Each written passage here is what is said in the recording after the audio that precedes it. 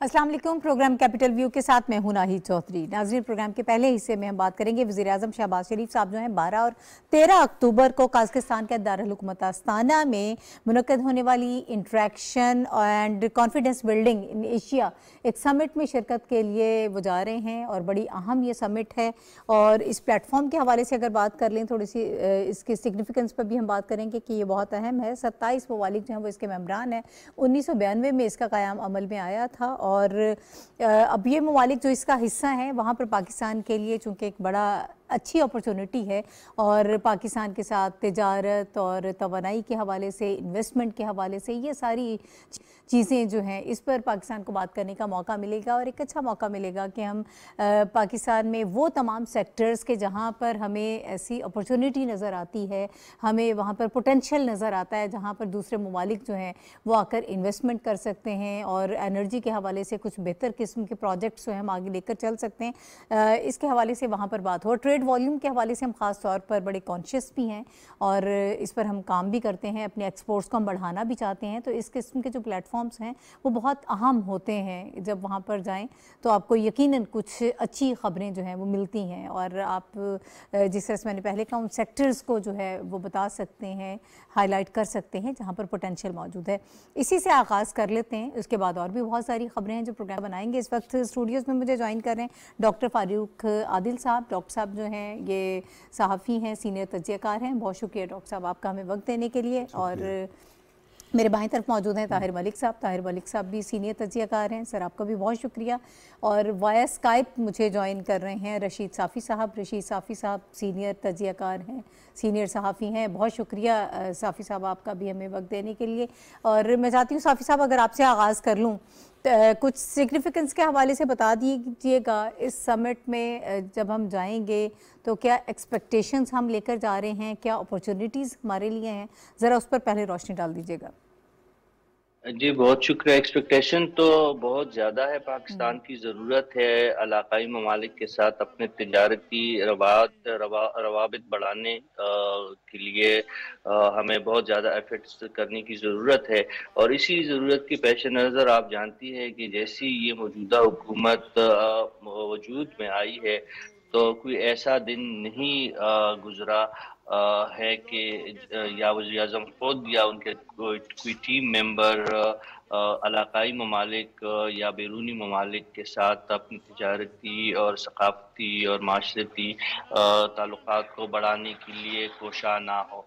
तो स्पेशली अगर हम बात करें वज़ीर आज़म साहब की किरदार के हवाले से या उनकी दिलचस्पी के हवाले से, तो उन्होंने डे फर्स्ट से हमें यही बताया था और उस पर अमल करके भी अभी तक उन्होंने दिखाया है कि उनकी तरजीह यही है कि वो एड की बजाय ट्रेड के एवेन्यूज़ तलाश करे और जहाँ जहाँ उनको मौका मिलता है तो वहाँ पे वो पहुँच जाते हैं। इससे पहले उज़्बेकिस्तान गए थे। सेंट्रल एशियाई ममालिक के साथ बहुत ज़्यादा उनकी जो है इंटरेक्शन रहती है। और इस वक्त जो मौजूदा जो आज जहाँ पे वो पहुँच रहे हैं, तो आपने जिस तरह अपने इब्तिदाइये में बताया कि इंतहाई अहम एक्टिविटी है पाकिस्तान का। जो अगर हम अपने मईशत को पटरी पे डालना चाहते हैं और अगर हम सस्टेनेबिलिटी माशी निज़ाम में चाहते हैं तो हमारे पास पूंजी यही है कि हम अपने इलाकाई ममालिक के साथ अपने तिजारती ताल्लुकात को मज़ीद बढ़ाए और ताउन जितना भी ज़्यादा हम हासिल कर सके तो वो हमारे लिए सूदमंद होगा। तो हमारी उम्मीदें तो यही है कि हम ऐसे ममालिक जो हमारे करीब है, जिनके साथ हमारे तिजारती पोटेंशियल के ज़्यादा इम्कानात है, तो वहाँ पे हम ज़्यादा से ज़्यादा कोशिशें करें। और इन्हीं कोशिशों का हमें तसलसल लग रहा है। ये जो मौजूदा दौरा है वज़ीर आज़म है, तो उम्मीदें भी ज़्यादा है और तवक्कुआत भी काफ़ी ज़्यादा है इस दौरे से। ठीक है। अच्छा डॉक्टर साहब आपकी तरफ आऊँगी। सर ये छठा इजलास है सीका समिट के हवाले से जब हम बात कर रहे हैं। 13 अक्टूबर को वज़ीर आज़म साहब जो हैं वो स्पीच भी करेंगे, उन्होंने एड्रेस करना है। फिर बाहमी रवाबित, ताउन और आपस में जिस तरह से हमने ट्रेड की ख़ास तौर पर बात की है और बहुत सारे और भी एवेन्यूज़ हैं जो हमें फ़ायदा दे सकते हैं। What's your take on it? सीका कॉन्फ्रेंस पर आपने और साफ़ी साहब ने बड़ी वजाहत से गुफ्तगू की और उसकी जो इम्पोर्टेंस है उसका भी आपने बहुत अच्छे तरीके से लोगों को बताया।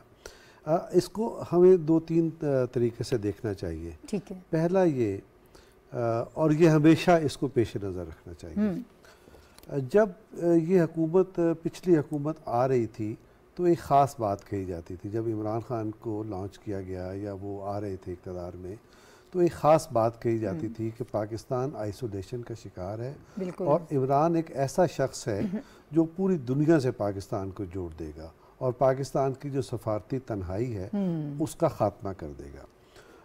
लेकिन हमने ये देखा कि उनके 3-3.5 बरस जो गुज़रे उसमें पाकिस्तान की सफारती तन्हाई सिर्फ इस नुक्ता नज़र से नहीं बढ़ती गई कि जो ऑलरेडी पहले से जिन लोगों के साथ हम तन्हा थे उसमें कुछ और तन्हा हुए, उससे कुछ और मसाइल पैदा हुए, लेकिन ये कि जो हमारे करीब तरीन दोस्त ममालिक थे जिनके साथ हमारे मफादात का इश्तराक है, जिनके साथ हमारी तारीख़, सकाफ़त और मज़हब का इश्तराक है, उनके साथ भी हम दूर हुए। ऐसी एक हिकमत अमली इख्तियार की गई, या इतनी यूँ कहिए कि बेहिकमती इख्तियार की गई जिससे सब कुछ बर्बाद हो गया। इसका एक पहलू ये है। दूसरा पहलू, इस पर भी आम तौर पे कम तवज्जो होती है। आप ये देखिए कि इमरान ख़ान बहुत कम दौरों पर गए, बहुत कम कॉन्फ्रेंसेस में शिरकत की। एक कॉन्फ्रेंस में जाते हुए जब उनसे कहा गया कि आपको इसमें शिरकत करनी चाहिए, ये यूनाइटेड नेशन जनरल असम्बली का इजलास था पहला, तो उस मौके पर कहा कि मैंने फ़लाँ आदमी से ये बात कह दी तो मामलात बिगड़ जाएंगे। भाई आप लीडर कैसे हैं कि आपको अपने ऊपर कंट्रोल नहीं, तो आप शाही थे बाहर जाने से। सही। फिर आप जहाँ कहीं गए वहाँ कोई ना कोई ख़राबी करके आए, तो ये उसका दूसरा पहलू है। तीसरा जो सबसे बड़ा और सबसे यानी यूँ मायूस कुन पहलू था वो ये था कि इमरान ख़ान हो या उनके वज़ीर ख़ारजा शाह महमूद कुरैशी साहब, ये निकलते नहीं थे, ये कहीं जाते नहीं थे। मिसाल के तौर पे मैंने 5 अगस्त का पहले भी यहाँ जिक्र किया, 5 अगस्त का जो वाक़या कश्मीर पर हुआ उस मौके पर भारत का वज़ीर ख़ारजा और भारत का वज़ीर आज़म दोनों ज़मीन का गज़ बने हुए थे और पूरी दुनिया में घूमते फिर रहे थे और वो बता रहे थे कि हम क्या कर रहे हैं, उससे आलमी अमन को क्या फ़ायदा होगा। उसके जवाब में जो हमारी ख़ारजा पॉलिसी थी वो ये थी कि आप टेलीफोन पर लोगों से रब्ते कर रहे थे। ऐसी कोई खारजा पॉलिसी चलती है? तो अब आप ये पेश नज़र रखें। और उसके जवाब में एक नौजवान वज़ीर ख़ारजा बिलावल और एक 5 महीने का वज़ीर आज़म शहबाज शरीफ, इनकी कारकर्दगी को देखें। सीका में आपको पहली बार मौका मिला है, इससे पहले आपका सीका पे नाम मुझे इजाजत दीजिएगा, आपका पॉइंट ऑफ व्यू आ गया, सीका के हवाले से मजीद बात करूंगी। एक ब्रेक मुझे लेना है, ब्रेक के बाद वापस आएंगे। ताहिर मलिक साहब को भी इस गुफ्तगू में शामिल करेंगे। नाज़रीन हमारे साथ रहिए।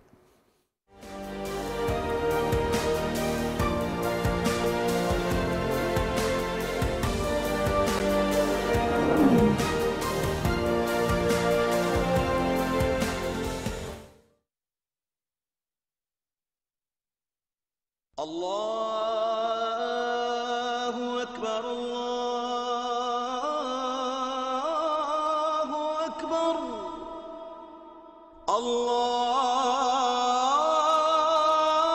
अल्लाहु अकबर, अल्लाहु अकबर, अशहदु अन ला इलाहा इल्लल्लाह,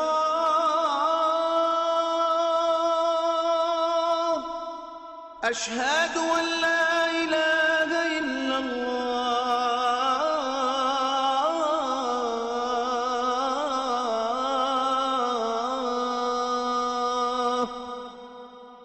أشهد أن محمدا رسول الله، أشهد أن محمدا رسول الله،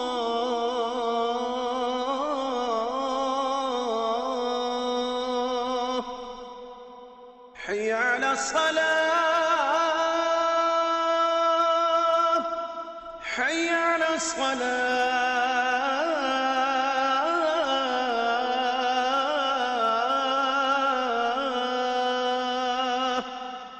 حي على الفلاح، حي على الفلاح.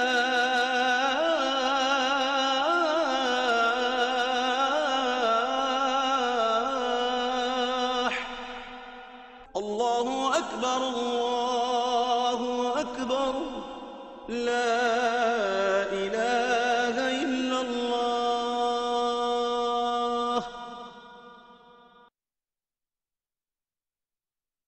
अल्लाहुम्मा सल्लि अला मुहम्मदिन व अला आलि मुहम्मदिन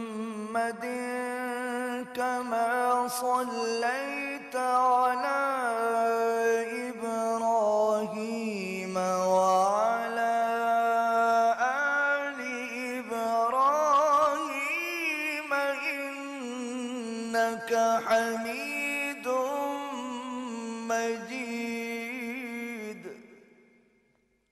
अल्लाहुम्मा बारिक अला मुहम्मदिन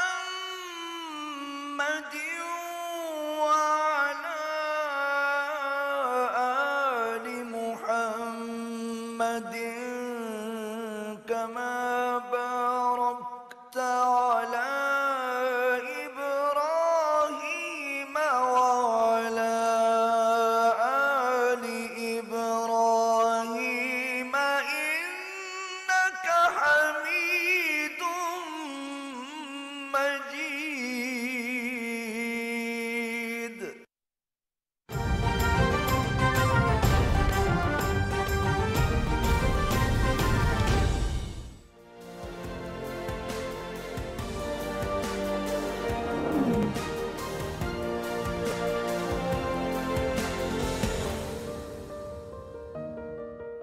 welcome back to the show.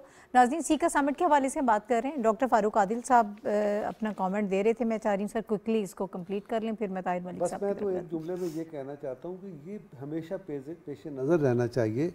3.5 साल की खारजा पॉलिसी और 6 महीने की खारजा पॉलिसी, उसमें आपकी फतूहात जी। और ख़ास तौर पर नौजवान वज़ीर ख़ारजा बिलावल भुट्टो जरदारी और शहबाज शरीफ जो इस सिलसिले में काम कर रहे हैं, उसको पेश नज़र रखना चाहिए। एक पहलू इसका और है, ये सिक्योरिटी भी है सीका, सिक्योरिटी के अलावा कल्चरल एक्सचेंज भी है। और इस बार ये जो हमारी वबा थी कोरोना की, उसके बाद की सिचुएशन को भी ये डिस्कस करना चाहते हैं।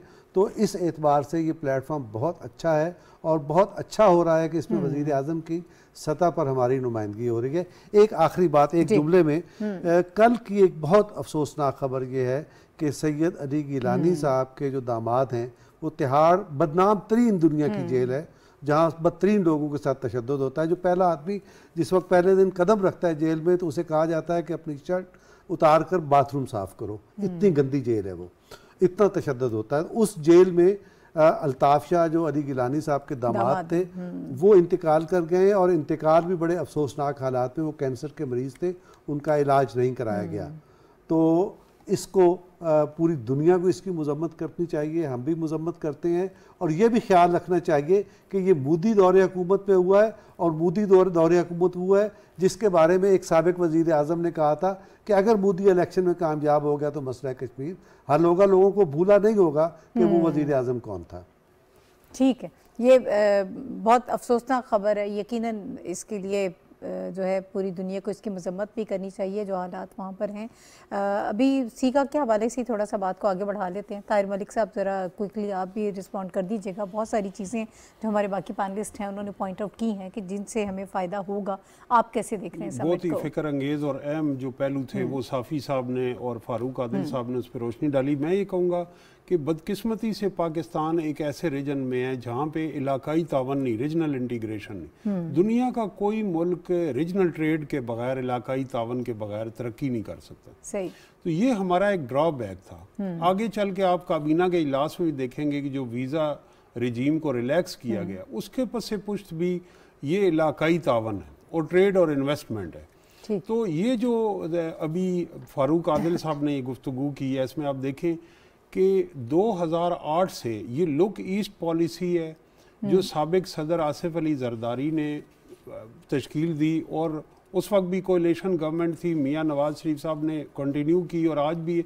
वो लुक ईस्ट पॉलिसी क्या है? Central Asia, China, Turkey, Iran और रशिया के साथ मुसलसल हमें इंस्टीट्यूशनलाइज्ड कोऑपरेशन नज़र आती। सी पैक के प्रोजेक्ट पहले परसीव हुए, गवादर पोर्ट डेवलप हुई, अब हम नेक्स्ट लेवल पे हैं। यही हाल सेंट्रल एशिया का, जिस तरफ वो इशारा कर रहे हैं।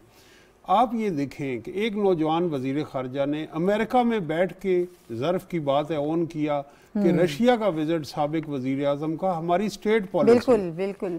और जो लोग आज अल्ट्रा नेशनलिस्ट हैं, जो कौमी सलामती के दावेदार हैं, उन्हें ये तौफीक नहीं हुई कि वो इस हुकूमत की खारजा पॉलिसी की और वजीर खारजा का जो जिस पे इंडिया प्रेस कॉन्फ्रेंस कर रहा है कि जर्मन वजीर खारजा ने पाकिस्तानी मौक़िफ़ का इयादा किया है, ये बहुत बड़ी सक्सेस है। तो ये मैं समझता हूँ कि एक जो सूरत हाल दी जाती है कि हमारी कौमी सलामती कंप्रोमाइज्ड है। नंबर सेकंड, जो फारूक आदिल साहब कह रहे थे कि हम सफारती तन्हाई का शिकार हैं, 6 माह की कारकर्दगी ने ये साबित कर दिया है कि ना हम डिप्लोमेटिक आइसोलेशन का शिकार हैं और ना ही पाकिस्तान के खिलाफ कोई ऐसी कॉन्स्पिरेसी है। और अगर रहे हैं तो ये 5-6 महीने की मेहनत से हम निकल आए हैं, और हम आगे आ गए हैं। पहले SCO का इजलास हुआ जी बिल्कुल, और आगे भी चीजें तय हैं। इसमें भी जो 3 ब्रॉड एरियाज हैं, ट्रेड, इन्वेस्टमेंट के अलावा एनर्जी सेक्टर है। इस वक्त पूरी दुनिया एनर्जी डेफिशिएंसी का शिकार है, वो इन ममालिक से तावन कर रही। पाकिस्तान को ये एज हासिल है कि ये हमारे जोग्राफियाई तौर पे इंतहाई करीब हैं। तो ये दुरुस्त सिमत में हमारी जो माशी ज़रूरियात हैं, खारजा पॉलिसी की ज़रूरियात है, उसका इस हुकूमत को इरादा है और ये सिमत हमारी इस वक्त दुरुस्त है। सही है। अच्छा, थोड़ा सा आगे बढ़ते हैं। आज वफाकी काबीना का इजलास हुआ है, बड़ा अहम इजलास है, 4 निकाती एजेंडा था इस इजलास का और इसमें कुछ चीज़ें सामने आई हैं, कुछ अहम फैसले भी किए गए हैं। बताया जा रहा है कि इस इजलास में 6 ममालिक जो हैं उनको बिज़नेस वीज़ा लिस्ट में शामिल किया गया है और उससे यकीनन हमारे ट्रेड को जो है वो फ़रोग़ मिलेगा, तिजारत के ज़्यादा बेहतर मौक़े हमें मिलेंगे और उसके अलावा कुछ वीज़ा पॉलिसीज़ को भी फ्लेक्सिबल किया गया है, उस पर भी हम बात करेंगे। और एनर्जी के हवाले से हम बात कर रहे हैं, उस पर भी एक कमेटी बनाई गई है। ज़रा अब थोड़ा सा हम सीक्वेंस में बात कर लेते हैं, इन तमाम तर चीज़ों को शामिल कर लेते हैं। साफ़ी साहब, आपकी तरफ आती हूँ। जो पहला इसमें हमें नज़र आ रहा है, जिन 6 ममालिक को वीज़ा लिस्ट में शामिल किया गया है, इससे क्या हमें फ़ायदा होगा और जो हमारे कारोबारी ताल्लुकात हैं उसको किस तरह से मज़ीद फ़रोग़ मिलेगा, क्या हम इससे फ़ायदा उठा पाएंगे? फिर इसके बाद वज़ारत दाखिला की सिफारिश पर जो फैमिली विज़िट वीज़ा और एक्सटेंशन की मियाद उसको भी 1 साल से बढ़ाकर 2 साल कर दिया है। ट्रैवल, असाइलम वगैरह के हवाले से जो वीज़ाज़ के इशूज़ थे उन पर भी काम किया जा रहा है। जी, बहुत अहम फैसले हुए हैं वफाकी काबीना के मौजूदा इजलास में। स्पेशली वीज़ा रिजीम में जो तब्दीलियाँ लाने की जो तजावीज़ दी गई है, अगर ये अमली हो गए तो यकीनी तौर पर पाकिस्तान को काफ़ी फ़ायदा होगा। देखिए, दुनिया इस वक्त जो है वो मुख्तलिफ ब्लॉक्स में तकसीम हो चुकी है। अगर शिंजन ममालिक जो है अपना एक वीज़ा रिजीम कायम कर सकते हैं, हालांकि उनके अपने काफ़ी सारे मसाइल है, उसके बावजूद एक ही वीज़ा पे आप 30-32 ममालिक का सफ़र कर सकते हैं, तिजारत कर सकते हैं, टूरिज़म कर सकते हैं, हेल्थ फैसिलिटी और एजुकेशन की सहूलतें इस्तेमाल कर सकते हैं इन ममालिक में। तो पाकिस्तान जैसे ममालिक जिस खत्ते में हम रह रहे हैं, तो इस खत्ते में मेरे ख्याल में जिस तरह पहले एक तजवीज़ दी गई थी कि कम अज़ कम साउथ एशिया की सतह पे, सार्क ममालिक की सतह पे वीज़ा रिजीम कायम हो और हम अपने इलाकाई ममालिक के साथ आज़ादाना आमदोरफ्त और तिजारत करने के काबिल हो। लेकिन बदकिस्मती से उसमें बहुत सारे अवामिल शामिल है और स्पेशली जो इंडियन हरदर्मी है, हर मौके पे वो आड़े आती है और अगर कुछ बाकी ममालिक चाहे भी तो इस खित्ते में वो चीज़ तो अभी तक अमली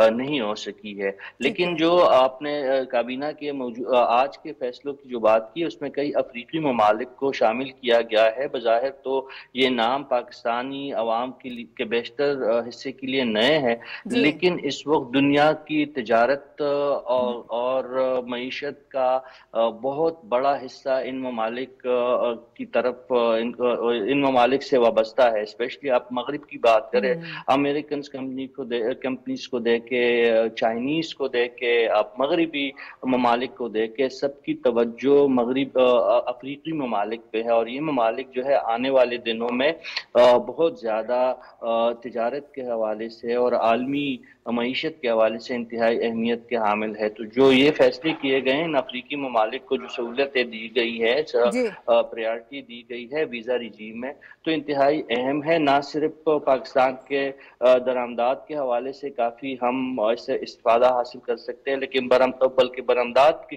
शोबे में भी हम इससे इस्तेफादा हासिल कर सकते हैं। एक दूसरा पहलू जो इस वक्त मगरबी ममालिक में है, जो असाइलम सीकर है, जिनके पास ट्रेवल डॉक्यूमेंट्स है, उन ममालिक ने स्टडी करने के बाद और केस टू केस हालात को देखते हुए असाइलम सीकर को जिनको ट्रेवल डॉक्यूमेंट्स जारी हुए हैं, तो उन लोगों को वाकई यहाँ पे हम जब लंदन में मौजूद थे तो बहुत सारे लोगों को यही शिकायत थी कि दुनिया के तकरीबन 99% ममालिक में उन ट्रैवल डॉक्यूमेंट्स पे उन लोगों को आमदोरफ्त की सहूलत हासिल थी, लेकिन पाकिस्तान की जानिब से इस पे पाबंदी थी। जो आज फैसला हुआ, जब ये अमली होगा तो यकीनी तौर पर ना सिर्फ अफगानी असाइलम सीकर्स को बल्कि आस पास के पड़ोस के ममालिक के कई असाइलम सीकर्स को काफी फायदा होगा और इससे पाकिस्तान के गुडविल में इजाफा होगा, पाकिस्तान के ज़र मुमादला के जराए बढ़ेंगे, तो यकीनी तौर पर ये अहम फैसले हैं। ठीक है, ठीक है। अच्छा, अभी सेनेटर राना मकबूल हुसैन साहब ने भी मुझे ज्वाइन कर लिया है, पाकिस्तान मुस्लिम लीग नून से इनका ताल्लुक है। सेनेटर साहब, जो पॉलिटिकल सिचुएशन पर भी हम ज़रूर बात करेंगे, लेकिन आगाज़ में थोड़ा सा आप जो वज़ीर आज़म शहबाज शरीफ साहब अभी जा रहे हैं काज़किस्तान सीका समिट में शिरकत के लिए, उसके हवाले से मैं चाहूँगी उस पर ज़रा कमेंट कर दीजिएगा। कितना इंपॉर्टेंट है पाकिस्तान के लिए एनर्जी इन्वेस्टमेंट और जो आपस में इंटरेक्शन है सेंट्रल एशियाई ममालिक के साथ, वो बहुत अहम है और हमें बड़ा अच्छा मौका मिलेगा। उसके साथ साथ आज जो विफाकी काबीना का इजलास हुआ है उसमें भी एक कमेटी बनाई गई है ख्वाजा आसिफ साहब की सरबराही में, और इसमें ऐसे प्लान्स का जायज़ा लिया जाएगा जो लॉन्ग टर्म है, मीडियम टर्म है, शॉर्ट टर्म्स हैं, जिसमें तवानाई की बचत के हवाले से काम किया जाएगा। इसमें बहुत सारे लोग शामिल हैं जो इसके मिलकर काम करेंगे। ज़रा इसको पहले रिस्पॉन्ड कर दीजिएगा। देखिए जी, नाहिद चौधरी साहबा, बहुत मेहरबानी, आपने मुझे मौका दिया। ये जो बड़ी अच्छी अपॉर्चुनिटी पाकिस्तान को मिल रही है कि बैनुल-अक़वामी जो एक फोरम है उसके ऊपर वज़ीर-ए-आज़म पाकिस्तान जो है एक तरह से प्रिजाइड भी करेंगे और गुफ्तगू करेंगे और अपना रिलेशनशिप कल्टीवेट करेंगे। और ये सिर्फ उस मेहनत का समर है जो पिछले दिनों में उन्होंने की है और जगह जगह गए हैं और दुखी लोगों से मिले हैं और उनका कुछ दुख का जो है मुदावा भी किया है। इसके अलावा उनके कहने की वजह से जो सेक्रेटरी जनरल हैं यूएनओ के, वो भी आए और बहुत सारे मुल्कों के वफूद ने इंक्लूडिंग यूएसए एंड चाइना, उन्होंने दौरा किया और बहुत से मुल्कों के लोग आए और बहुत सारे मुल्कों ने कंट्रीब्यूट किया। एक तरह से ये इंटरनेशनल एफर्ट हो गई, कलेक्टिव एफर्ट। एक तो ये है कि इससे पाकिस्तान की गुडविल बढ़ती है, क्योंकि हम पिछले दिनों डिप्लोमेटिकली आइसोलेट हो चुके थे। अब वो आइसोलेशन की फिजा जो है वो डिसिपेट हो गई है और इंशाल्लाह एक तावन की फिजा जो है वो सामने आ रही है। और आप देख भी रहे हैं कि इंटरनेशनल फाइनेंशियल इंस्टीट्यूशन भी पाकिस्तान की मदद के लिए, such as World Bank and Asian Development Bank and other institutions are coming forward, including Germany and other countries, many other countries. तो ये उसका समर है। दूसरा क्लाइमेटिक चेंज के ऊपर चूंकि ज्यादातर गुफ्तगू होनी है, उसमें हम दुनिया को एक लिहाज से कन्विंस करने में कामयाब हो गए हैं, मियां शहबाज शरीफ की मेहनत की वजह से और उनकी टीम की मेहनत की वजह से, उनके फॉरेन मिनिस्टर की वजह से, कि जो हमारा तो जो ये गैस का जो है कंट्रीब्यूशन जो है वो ग्रीन गैस का सिर्फ 1% है और क़यामत हमारे ऊपर पता नहीं कितने हजार गुना। बिल्कुल बिल्कुल। अच्छा, लोकल लेवल पर इस वक्त हम एनर्जी को कंट्रोल करने के लिए जो कोशिश कर रहे हैं, इसकी बचत के लिए आज जो कैबिनेट में भी डिस्कशन हुई है, कमेटी भी बनाई गई, ये हमारी जो एफर्ट्स हैं इसका कितना फायदा हो पाएगा हमें? नहीं, देखिए, इसके दो बड़ी वेंचर्स हुई हैं। कल आपने देखा कि कोल थरपारकर में गए हैं, आपको कोल का क्वांटम का भी पता चला। अब फैसला ये किया गया है कि हम कोल को गैस में वहां कन्वर्ट करेंगे और फिर हम गैस को ट्रांसपोर्ट करेंगे ताकि जो पोल्यूशन वाला एस्पेक्ट है वो भी इसमें मिटिगेट हो जाए और हमें बहुत सस्ती फिर गैस इंशाल्लाह मिलेगी। और ये जुलाई 23 टारगेट है, ये गैस इंशाल्लाह मिलने शुरू हो जाएगी ये बहुत ज्यादा यानी क्रैश बेसिस पे प्रोग्राम बना हुआ है और वॉर फुटिंग पे इसके ऊपर काम होगा। इसके अलावा गवर्नमेंट ऑफ पाकिस्तान ने जो फैसला किया है कि सोलर के हम ऊपर जाएंगे for domestic use and for other assignments agriculture etcetera, उससे भी एनर्जी की सेविंग होगी।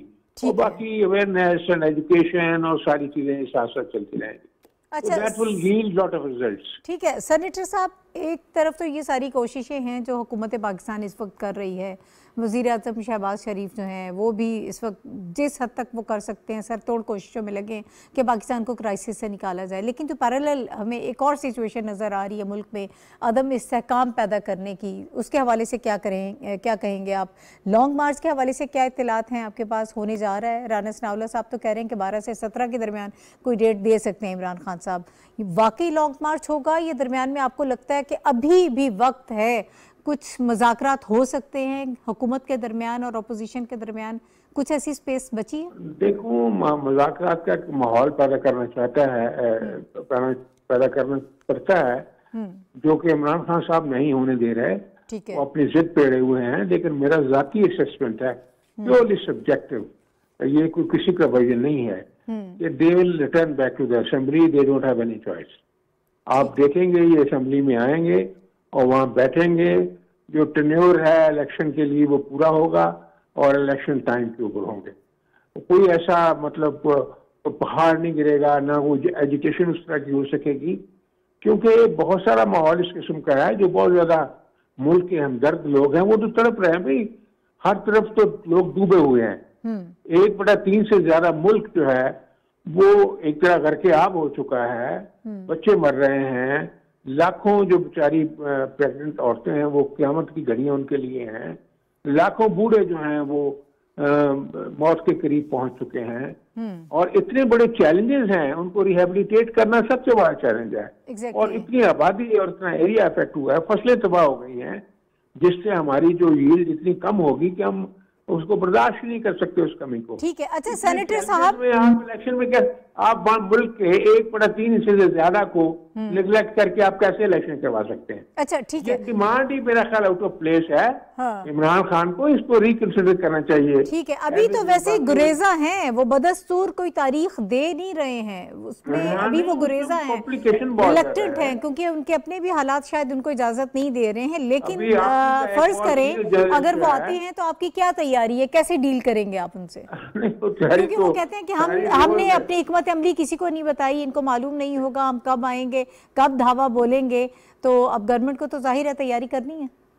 देखो ये गिमिक्स होते रहते हैं, वो भी कह रहे हैं कि हम नहीं पता करें, वो अपना वज़ीर दाखिला भी, वो तो खैर मजे हुए आदमी है, वो बात करते रहते हैं, बताते रहते हैं। ठीक है, इसलिए ये सिर्फ प्लेइंग टू द गैलरी है कि हम पता नहीं चलने देंगे, ये नहीं, इसका कोई फायदा नहीं। ये डिस्टेबलाइज करना सिस्टम को इनके भी फायदा में नहीं है। ठीक है, finally they will pay through nose. इसलिए बेहतर है कि बेटर सेंस शुड प्रिवेल, और बहुत बड़े बड़े इशू जो हैं कॉन्फ्रेंस लेवल पे हल हो जाते हैं। ये बैठ जाएं और हल करें। जो केसेस इनके खिलाफ बन चुके हैं और उनका सामना करें, उन केसेस से नहीं बच सकते, क्योंकि इतना ज्यादा सफिशिएंट एविडेंस आ चुकी है, जो कि इलेक्शन कमीशन ने फैसले किए हैं, जो इन्वेस्टिगेशन हो रही हैं, जो स्टेट बैंक की डॉक्यूमेंट्री प्रूफ है जो उन्होंने इलेक्शन कमीशन में भी पेश किए। इसलिए कोई चॉइस नहीं, they have to face the cases, they can't wriggle out of it. ठीक है, तो इस तरह के टैक्टिक्स का कोई फायदा नहीं होगा। ठीक है, that will yield no result. बहुत शुक्रिया। सेनेटर राना मकबूल हुसैन साहब हमारे साथ मौजूद थे, मुस्लिम लीग नून के रहनुमा फारूक आदिल साहब, डॉक्टर साहब, वो कह रहे हैं कि मुज़ाकरात जो है बेहतरीन हल है, और जाहिर है इसमें तो कोई दूसरी राय नहीं है कि बैठकर हम बात कर सकते हैं, लेकिन आपको लगता है कोई स्पेस है, कोई गुंजाइश है, बैठा जा सकता है इन हालात में? सियासी अमल के दौरान तो स्पेस हर वक्त रहनी चाहिए, और दोनों फरीक तैयार भी हों उसके लिए, तो फिर होता है एक तरफ तो बिल्कुल। आरिफ अलवी साहब ने अपनी तौर पर कुछ कोशिश भी की, लेकिन आरिफ अलवी साहब का अलमिया ये है कि वो गैर जानिबदार भी होते हैं। कल उन्होंने एक बहुत ही बड़ी बात इंटरव्यू कह दी दिया, बिल्कुल, और उन्होंने कह दिया कि जी वो तो जो साजिश वाला एलिमेंट है, हाँ, आपकी क्या राय है उसके ऊपर? वो कहते हैं कि साजिश तो मैं नहीं इसको मानता, लेकिन हमारे कुछ शकूक व शुबहात हैं, इन्वेस्टिगेशन इस पर जरूर बस होनी इसमें चाहिए। ये मैसेज क्या है? एक ही मैसेज है कि इसका जो नैरेटिव है उन्होंने उड़ा के रख दिया है, इतना उड़ा के बयानिए से अपने आप को अलहदा कर रहे हैं, अलहदा कर ये रहे समझा हैं। जाए? ये इन्होंने आज अलहदा नहीं किया, 1-1.5 इससे महीना पहले पहले भी बिल्कुल, उन्होंने अलहदा किया और उनको बिल्कुल यानी ये वाजे कर दिया कि इमरान खान के नैरेटिव को मैं तस्लीम नहीं करता। आज सारा दिन पीटीआई इसको डैमेज कंट्रोल करती तो रही है, करती फवाद साहब की स्टेटमेंट्स आती रही हैं इस हवाले से। अपना सदर साहब की तरफ से भी जारी कराया गया कि नहीं नहीं मेरा मतलब ये था, मेरा मतलब ये नहीं था, मतलब उनका जो भी था मैसेज कन्वे हो गया कि वो नैरेटिव खत्म हो गया। एक पहलू तो उसका ये है। और आरिफ अलवी साहब ने जो कोशिश की है वो उनका अलमिया ये है कि एक तरफ वो सदर बन के कोशिश करते हैं कि मैं कोई गैर जानिबदारी की बात करूं, लेकिन फिर उन पे पीटीआई की मोहब्बत गालिब आ जाती है और फिर कोई ना कोई वो ऐसी बात कर बैठते हैं जिससे सारी मेहनत उनकी ख़राब हो जाती है। एक पहलू तो ये है। तो इसका मतलब ये है कि इमरान खान किसी न किसी तरह मुज़ाकरात की टेबल पर आना चाहते हैं, लेकिन जो उनके मिजाज के अंदर एक हट धर्मी है और ज़िद है, उसका वो उन्हें कोई मुस्बत काम करने नहीं देती इमरान खान को। लिहाजा आप ही कहना चाह रहे हैं डॉक्टर साहब फेस सेविंग चाहिए, वो किस तरह से होगी? फेस सेविंग तो उसने मांग ली कि उसने कहा कि इमरान खान ने ये कहा कि आप इसकी इन्वेस्टिगेशन कराएं साइफर की, मैं असेंबली में आ जाता हूं। तो फेस सेविंग तो वो मांग रहे हैं, लेकिन फेस सेविंग भी लेने के लिए उनको मुज़ाकरात की मेज पे आना पड़ेगा। लेकिन अभी 2-4 दिन पहले उन्होंने फिर कहा मैं सियासतदानों से बात नहीं कर सकता, सियासतदानों के दरमियान बात होती है, मैं इनसे बात कैसे करूं? अगर आप इनसे बात नहीं करेंगे तो क्या फरिश्तों से बात करेंगे? या आपको ख्वाब में कोई हिदायत मिलेगी, जैसे ख्वाब में कोई तारीख मिलेगी तो लॉन्ग मार्च करेंगे, ख्वाब में कोई हिदायत मिलेगी तो आप किसी से देखिए, ये सब फजूल बातें हैं। उनको समझदारी का मुजाहरा करते हुए एक बालिग नज़र सियासतदान के तौर पे अपना किरदार अदा करना चाहिए। अगर वो नहीं करेंगे तो मैं ये फिर कह रहा हूँ कि उनका अंजाम और उनकी सियासी जमात का अंजाम अल्ताफ़ हुसैन की MQM की तरह से होगा और ये पाकिस्तान के लिए भी उनके लिए अच्छा नहीं होगा। अच्छा ताहिर साहब, आपको क्या लगता है कि आएंगे जिस तरह से वो तैयारी कर रहे हैं? वैसे कल जब पिंडी में वो बात कर रहे थे उन्होंने कहा कि मैं मुतमिन नहीं हूँ, जिस तरह से 25 मई को मैं चाह रहा था लोग नहीं निकले हैं। पिंडी के हवाले से उन्होंने बात की है, पंजाब के हवाले से उन्होंने बात की है। इस वजह से भी वो रिलेक्टेंट हैं, क्योंकि एक आपको निचले लेवल पर भी तो सपोर्ट चाहिए होती है ना, कि लोग वहाँ से निकलें। जो जलसे जुलूसों में आते हैं वो लॉन्ग मार्च वाले लोग नहीं होते हैं, वो सब लोग लॉन्ग मार्च में नहीं आ सकते हैं, वो उन चीज़ों को फेस नहीं कर सकते हैं। एक तो ये, और दूसरी जो बात कर रहे हैं डॉक्टर साहब फेस सेविंग वाली, तो इन्होंने असद उमर साहब ने जो दफ़ा 144 के हवाले से कोर्ट में दरख्वास्त दी थी वो भी इनकी मुस्तरद हो गई है। कोर्ट भी अब इनको यही कह रहा है कि पार्लियामेंट में जाएं। एक तो ये कि देखें, पाकिस्तान के लोग जो हैं मुख्तलिफ तहरीकों का हिस्सा बन रहे हैं, आलाकार बने हैं, तो वो भी मैच्योर हुए कि यहाँ अदलिया बहाली तहरीक हुई, उसकी वजह से जो है क्या तब्दीलियाँ आई, यहाँ पे निज़ाम मुस्तफ़ा मूवमेंट चली, तो वो सारे जो फारूक आदिल साहब से सीनियर जर्नलिस्ट हैं, रोज़ बेचारे वो अपना एहसास जुर्म के शिकार एक कालम लिख रहे होते हैं कि हमें तो उस वक्त इतनी समझ बूझ नहीं थी, हम आलाकार बने। अब ये है कि देखिए, एक को आपको अवामी बयानिया चाहिए, उनका बयानिया जो है उनके वोटर्स की तो कल्ट फॉलोइंग है, लेकिन जो एक खामोश अक्सरियत है वो साजिश का बयानिया हो, जिस तरह फारूक आदिल साहब बता रहे थे, वो ऑडियो लीक्स, उसमें जो उनका डिफेंस है वो एक मोतदिल और पढ़े लिखे तबके में वो बाय नहीं हो रहा। दूसरी बात ये कि पिछली दफ़ा का जो देखें तो उस वक्त KPK में उनकी हुकूमत थी, पंजाब में नहीं, तो कॉन्फिडेंस तो उनमें होना चाहिए कि फैज़ाबाद तक आपकी पंजाब हुकूमत। लेकिन जब एक मूवमेंट में अवाम कन्विंस ना हो, जब तहरीक चलाई जाती है तो वो सिर्फ अपने फॉलोअर्स की बेसिस पे नहीं चलाई जाती, वो पब्लिक एट लार्ज की बेसिस पे चलाई। ऊपर से सोने पे सुहागा आपके अपने प्रेसिडेंट, आपकी अपनी पार्टी के, वो कह देते हैं कि मैं इसको बाय नहीं करता, इस पे यकीन नहीं करता, तो फिर आम आदमी कैसे उस पे यकीन करे? ये हालात वो तो खत्म हो गया ना, बयानिया तो उनका बयानिया भी खत्म हो गया। और हालात की जो आप देखें कि जबर ये है कि 1/3 मुल्क जो है 1/3 3.5 करोड़ लोग सैलाब से मुतासर हैं, जानवर बह गए, फसलें तबाह हो गई, खड़ी, मकानात को नुकसान पहुंचा। और आपको उससे गर्ज ही नहीं है, आप वहाँ जलसा करने के लिए, यानी पंजाब के वज़ीर आला लंदन जा रहे हैं, वो तोसा और राजनपुर नहीं जा रहे। और इस आप इंटरेस्टिंग ये देखें कि काफ लीग ने अपने आप को इससे डिस्टेंस किया हुआ है लॉन्ग मार्च। और दूसरा ये कि उनकी कोई पोजीशन क्लियर ये कितनी उनके लिए परेशान कुन बात है कि काफ लीग जो है वो भी खुलकर अभी तक सामने एलाइज हैं, और एलाइज ऐसे हैं कि उनकी पहली कमिटमेंट इमरान खान से नहीं है, पहली कमिटमेंट उनकी वो नस्ल दर नस्ल कमिटमेंट कुछ और जो कहीं और शख्सियात हैं, इदारे हैं, वहाँ हैं, होनी चाहिए। तो और तीसरा ये कि यहाँ पे तहरीकें भी इमरान खान साहब ने ये चलाई हैं कि जिसमें कोई उन्हें मुस्बत इशारे होते हैं, कभी ताहिरुल कादरी साहब को साथ जोड़ा जाता है, कभी फ्रेंडली वजीर दाखिला होते हैं, और कभी टीवी स्क्रीन मिल जाती। अब वो सारी चीज़ें जो लाडलेपन में मिलती रही हैं वो नहीं है। लेकिन मेरे लिए इंतहाई अफसोस और शर्म का मुकाम है कि 44 करोड़ रुपए जो 30,000 नफरी पुलिस की आई है वो खाएगी पिएगी उनके क़याम तमाम ट्रांसपोर्ट पे।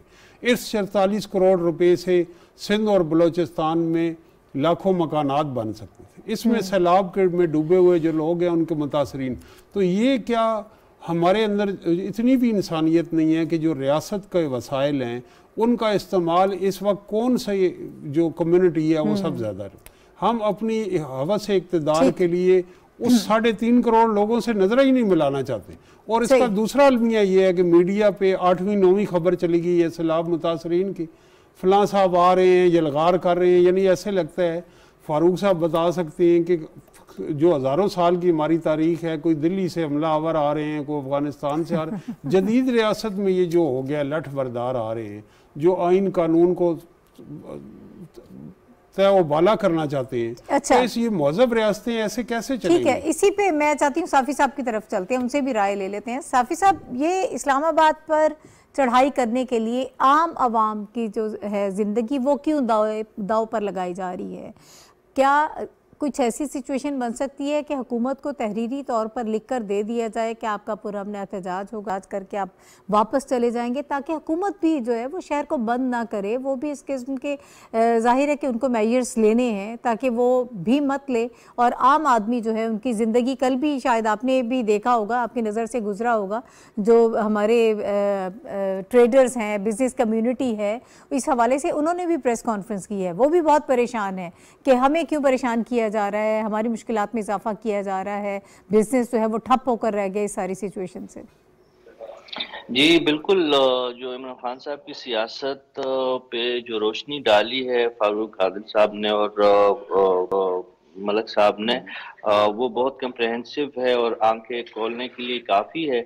लेकिन जो देखिए, हमारे यहाँ अलमिया ये है कि जो यहाँ पे सियासत की जाती है, आम तौर पर सियासत के बारे में यहाँ का ये बात बड़ी आम है कि सियासत के सीने में दिल नहीं होता, और जो खान साहब की सियासत है वो तो बिल्कुल उनकी अपनी एक सोच होती है, अपनी एक प्रायोरिटी होती है, वही उनकी पार्टी पॉलिसी भी है, वही उनकी सियासी पॉलिसी भी है, जो उनके मन में आए, जो उनकी जी में आए। और इसका देखिए, हम ये बात अगर हम जैसे लोग कहेंगे तो पीटीआई के जो हामी हैं हम पे इल्ज़ाम लगाते हैं कि हम किसी खास बग़ज़ या किसी खास इनाद की बुनियाद पे ये बात करते हैं। अभी तो सदर पाकिस्तान जो इमरान खान साहब की सबसे पुराने साथी है डॉक्टर आरिफ अलवी साहब भी बता रहे हैं कि इमरान खान साहब जो भी फैसले करते हैं वो पार्टी से पूछ के बगैर करते हैं। उनकी जी में जो कुछ आते हैं, किचन कैबिनेट उनकी बदलती रहती है, लेकिन उनको कुछ मेंबरान होते हैं जो उनके वो कान में डाल देते हैं, वही खान की पॉलिसी होती है। तो खान साहब ये बात उनके सामने रोज़े आया की तरह बिल्कुल रोशन है, और उन्हें ये अंदाज़ा है कि इस वक्त उनकी सियासत की दाल नहीं गलने वाली, इस ज़मीनी हक़ाइक़ उनकी सियासत के बरक्स है। उन्होंने जितना आवाम के साथ, आवाम के जज्बात के साथ, अपने वोटर और अपने सपोर्टर्स के जज्बात के साथ खेलना था, वो खेल तकरीबन इख्तिताम पजीर हो चुका है। लेकिन उसके बावजूद क्या कीजिए, जो उनका मिजाज है वो इश्तियाल पे मबनी है, वो जलाओ गिराओ और पकड़ दकड़ की सियासत उन्हें पसंद है, तो फिर भी उन्होंने कुछ न कुछ करना देखना है जो वो बार बार इस अज़म से पीछे नहीं हट रहे कि उन्होंने लॉन्ग मार्च या फिर धरना या फिर जेल बरो तहरीक की जो बात कर रहे हैं, उसमें से वो भी उन्होंने एक कुछ नारा ना ही कुछ तो है। करना होगा। जी, उन्होंने कुछ न कुछ अपनी इस जिद और अना की तस्कीन के लिए कुछ न कुछ तो उन्हें करना ही पड़ेगा। लेकिन मेरे ख्याल में इस दफा हालात बिल्कुल बदल चुके हैं। अवाम उनको सपोर्ट नहीं करेंगे, उनको मजीद मायूसी होगी, और ये मायूसी जो है ना सिर्फ इमरान खान साहब की जात के लिए खतरनाक होगी बल्कि पाकिस्तान की सियासत के लिए भी मजीद खतरनाक होगी। क्योंकि खान साहब जो है वो बासानी वो कहते हैं कि मैं हार नहीं मानता, जो अच्छी बात है। अगर किसी शख्स के अंदर किसी के मिजाज में ठहराव हो तो अच्छी बात है, लेकिन अगर किसी के मिजाज में हठधर्मी हो, जो बजाहिर बदकिस्मती से इस वक्त हमें इमरान खान साहब की सियासत में हठधर्मी का अंसर बहुत नुमाया नजर आता है, तो बहुत खतरनाक अमर है। और हमारी दुआ यही है और हमारा मुतालबा भी यही है कि खान साहब वो जमीनी हकायक के मुताबिक अपनी सियासत को एक पुरअमन अंदाज में आगे बढ़ाए, आने वाले इंतखाबात का इंतजार करे, पार्लिमानी निजाम का एहतराम करे, पार्लिमान में वापस जाए और इदारों के एहतराम के साथ और जमहूरी निजाम के एहतराम और उसूलों के मुताबिक अपनी सियासत को आगे बढ़ाए। ठीक है। अच्छा डॉक्टर साहब, जी इस मौजूद पर जी श्योर, मैं ये चाहता हूँ कि देखें इमरान खान की एक स्ट्रेटजी है, वो लॉन्ग मार्च कर पाएँ या ना कर पाएँ, वो एक ख़ास किस्म का प्रेशर रखना चाहते हैं, वो एक ख़ास किस्म का सस्पेंस रखना चाहते हैं। उसका उन्हें फ़ायदा, उनकी नुक्ता नज़र से फ़ायदा क्या होगा? बेसिकली यानी जब वो हुकूमत छोड़ के गए तो आपकी मईशत बिल्कुल डामाडोल थी, आपके पास कुछ था नहीं। अब जो है मईशत ने संभलना शुरू किया है, डॉलर संभल रहा है, आपकी बहुत सारी ज़रूरियात ज़िंदगी की कीमतें कम हो गई हैं। मसलन मैं नोट कर रहा था कि ऑयल जो 3150 रुपए का 5 किलो आता था वो 2650 का हो गया। इतनी विजिबल है चीज़। और डॉलर भी आपके सामने तेल की वो भी कम हो गया। तो कहना यह है कि ये स्टेबिलिटी जो है ये सियासी इस्तेहकाम से आएगी, लेकिन अगर इमरान खान अपनी ये सरगर्मी बरकरार रखेंगे तो उसके नतीजे में ये मुआशी इस्तेहकाम की तरफ जाता हुआ पाकिस्तान रुक सकता है। और इमरान खान इसे अपने सियासी मफाद में समझते हैं। उनका सियासी मफाद पाकिस्तान के अवाम की गुर्बत या पाकिस्तान का मुआशी इस्तेहकाम नहीं है, वो अदम इस्तेहकाम में अपना मफाद देखते हैं। ठीक है। अच्छा मैं ताहिर साहब इसी को ज़रा इकॉनमी पे ही हम बात कर लेते हैं। जब से इसहाक डार साहब आए हैं हालात बहुत तब्दील हुए हैं। जो एक्सपेक्टेशंस थी, जिस तरह से समझ रहे थे कि इसहाक डार साहब आके चीज़ों को बहुत बेहतर कर लेंगे, तो वो हमें अब नुमाया तौर पर, वाज़े तौर पर उसमें तब्दीली नज़र आ रही है। और अभी भी वो US का विज़िट कर रहे हैं, जहाँ पर वो उन्होंने आलमी बैंक के साथ और जो दीगर बैनुल-अक़वामी मालियाती फ़ंड के सालाना इजलास के मौके पर ज़ाहिर है वो वहाँ पर गए हैं। वहाँ पर IMF की ऑब्वियसली जो हमने बेल आउट पैकेज लिया है उसके हवाले से भी बात हो, चीज़ें उसमें भी डिस्कस होंगी। और ये कोशिश की जा रही है कि ज़्यादा से ज़्यादा रिलीफ हमें इस सैलाब की मद में भी मिल सके। तो आपको क्या लग रहा है कि आने वाले दिनों में क्या सिनेरियो बन रहा है? आज एक बिजनेस रिकॉर्डर एक अखबार है जिसमें माशी और तिजारती खबरें होती हैं, उसकी खबर के मुताबिक पाकिस्तानी रुपया जो है वो डॉलर के मुकाबले में इस पिछले 2-4 हफ्तों में सबसे स्टेबल करेंसी है। आपको पता है कि बरतानवी पाउंड और European currencies, Chinese currencies, they are under lot of stress. तो उसमें जो रुपए की कदर है डॉलर के मुकाबले में 4% उसमें इजाफा हुआ है। अब ये है कि इसके अंदर अब आम आदमी पूछे कि कैसे, तो कमर्शियल बैंकों का जो एक रोल था कि जो इंटर बैंक डिफरेंस था, और हमारा जो बायर एक्सपोर्ट्स होती हैं वो LC लेटर ऑफ क्रेडिट तो बैंकों ने खोलनी होती, तो उस डिफरेंस की वजह से वहाँ पे एक जो करेंसी माफिया है वो खुल के खेलता रहा। उसकी उन्होंने इंक्वायरी की, स्ट्रिक्ट कंट्रोल और फाइनेंशियल जो डिसिप्लिन है उसको कायम किया। तीसरा कि अकाउंट बुनियादी तौर पे वो चार्टर्ड अकाउंटेंट भी हैं, माली हिसाबात और खातों को जानते हैं, एक्सपीरियंस्ड भी हैं बिल्कुल, और रिफॉर्म्स भी हैं। और अब ये जो हमें स्ट्रक्चरल एडजस्टमेंट प्लान मिला, इसमें पिछले वजीर ख़जाना की भी बड़ी एफर्ट थी, उनकी तारीफ करनी होगी मिफ्ता इस्माइल की।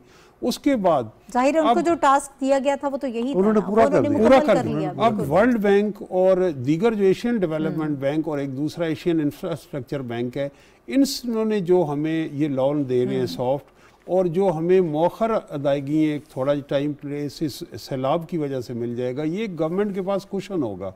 अगर इस टाइम पीरियड में जैसे कि फारूक आदिल साहब कह रहे थे कि सियासी बेयकीनी ना हुई तो पाकिस्तान के माशी इशारिये मुस्बत होंगे। यहाँ एक ट्रेड एक्टिविटी भी का भी रिवाइवल हुआ है। और दूसरा ये देखें, कोविड के बाद दुनिया में पाकिस्तान वाहिद मईशत है कि जहाँ पे सियासी अदम इस्तेहकाम भी रहा है और इतनी आबादी आपकी सैलाब से क्लाइमेट चेंज में मुतासर हुई, दुनिया में और कोई मुल्क नहीं। लेकिन पाकिस्तानी इकॉनमी इसमें रेजिलियंस शो कर रही। तो सूबाई हुकूमतों का रोल है, जैसे कि फारूक आदिल साहब बता रहे थे। देखें, डॉलर की कदर जब कम होती है तो फिर पेट्रोलियम मसनूआत से लेके खाने पीने की मसनूआत तक जो चीज़ें बाहर से हम इंपोर्ट करते हैं उनकी कीमत कम होती है। अब यहाँ सूबाई हुकूमतों का रोल है, खा किसी की भी पार्टी है, कि वो रिलीफ ट्रिकल डाउन इफेक्ट जो है इसका वो आम आदमियों तक यकीनी पहुँचाएँ, चीज़ों की शॉर्टेज ना हो, स्टेबलाइज। और इंशाल्लाह अगर यही ट्रेंड कंटिन्यू किया तो सैलाब के बाद आने वाले सालों में हमारा बम्पर क्रॉप होगी। पाकिस्तान की तारीख गवाह है कि जब भी सैलाब आया उसके बाद हमारे एग्रीकल्चर सेक्टर ने बड़ा परफॉर्म किया। सही। तो ये इसलिए मैं समझता हूँ कि इतनी कोई मायूसी की सूरत हाल नहीं, मुश्किलात हैं, चैलेंजेस हैं, लेकिन पाकिस्तान की इकोनॉमिक, पॉलिटिकल और फॉरेन पॉलिसी की डायरेक्शन दुरुस्त है। ठीक है, इसीलिए इमरान खान साहब भी इतनी जल्दी कर रहे हैं ना, उनको लग रहा है कि ज्यादा स्टेबिलिटी आ गई तो फिर उनका भी बयानिया जो है वो खत्म हो जाएगा। साफी साहब की राय ले लेते हैं। साफी साहब, इसहाक डार साहब ने प्रेस जाते हुए जब गुफ्तगू भी की है मीडिया से, उन्होंने कहा है कि मैं IMF से जो बात करूंगा, जिस तरीके से मैंने डील करना है, 25 साल से मैं डील कर रहा हूं, मैं बहुत अच्छे तरीके से समझता हूं, तो मैं लॉजिकल ग्राउंड्स पर ही बात करूंगा, इंशाल्लाह बेहतरी आएगी। मुख्तसरन सर इसको रिस्पॉन्ड कर दें। जी, हमें मंतकी सोच ही के तहत आगे बढ़ना होगा। और वाकई सरदार साहब पाकिस्तानी मार्केट को और पाकिस्तान की यहाँ पे जो कार्टेल जो एक माफिया है, चाहे वो डॉलर कार्टेलिज्म कर रहा हो या कोई पेट्रोलियम में जो कार्टेल्स है या जो खुराकी मवाद के कार्टेल्स जो है, उनको वो बखूबी जानते हैं। और यही वजह है कि उनकी आमद के साथ देखे हमने पाकिस्तान ने कोई ऐसा कदम नहीं उठाया है, वो सिर्फ इकदामात हो रहे हैं जिसके नतीजे में डॉलर नीचे आ रहे हैं। जिसका यही मतलब था कि ये जखीरा अंदोजी हुई थी, गलत तरीके से डॉलर कीमत को बढ़ाया गया था। और जिस तरह बैंकिंग सेक्टर को जवाबदेह बनाने की कोशिश की है वफाकी हुकूमत ने फॉरेन करेंसी के हवाले से, उसकी वजह से भी डॉलर की कीमतों में ड्रास्टिकली कमी हुई है। और मलिक साहब दुरुस्त फरमा रहे थे, ब्लूमबर्ग की भी यही रिपोर्ट है कि पाकिस्तानी करेंसी जो है पिछले महीने में दुनिया की डॉलर के मुकाबले में सबसे बेहतरीन परफॉर्मेंस देने वाली करेंसी रही है। तो बाकी अब यहाँ पे यूके के पाउंड्स देखे वो डॉलर के सामने बेबस है, यूरो जो है वो डॉलर के सामने बेबस है, दुनिया की और बड़ी करेंसियां जो है युआन को देखे, आप बाकी रियाल को देखे, दिरहम को देखे, सब अंडर प्रेशर है। इसके मुकाबले में अगर रुपए जो है उसकी कारकर्दगी बेहतर हो रही है, तो इसका यही मतलब था कि इसकी गलत तरीके से इसकी कीमत बढ़ाई गई थी। और इसहाक डार साहब हमेशा से डॉलर की फ्लोटिंग नर्ख मुकर्रर करने के हक में है, यानी जो ठीक है, बहुत शुक्रिया जी, वक्त बिल्कुल खत्म हो गया। मुख्तसर पॉजिटिव खबर ये भी है कि आपने डराना नहीं है इन कार्टेल्स को। तो ये गवर्नमेंट ने जो शुगर इंडस्ट्री उसके साथ कहा है कि हम एक्सपोर्ट नहीं करेंगे, इंपोर्ट नहीं करेंगे चीनी, आप 70 रुपए पे यूटिलिटी स्टोर को दें। पिछली गवर्नमेंट में 90 से कम नहीं दे रहे थे, आप 70 पे एग्री कर गए। बहुत शुक्रिया ताहिर मलिक साहब, डॉक्टर फारूक आदिल साहब और रशीद साफी साहब मेरे साथ मौजूद थे। नाज़रीन, वक्त खत्म हो गया, कल इंशाल्लाह दोबारा आपसे प्रोग्राम में मुलाकात होगी। अल्लाह हाफिज़।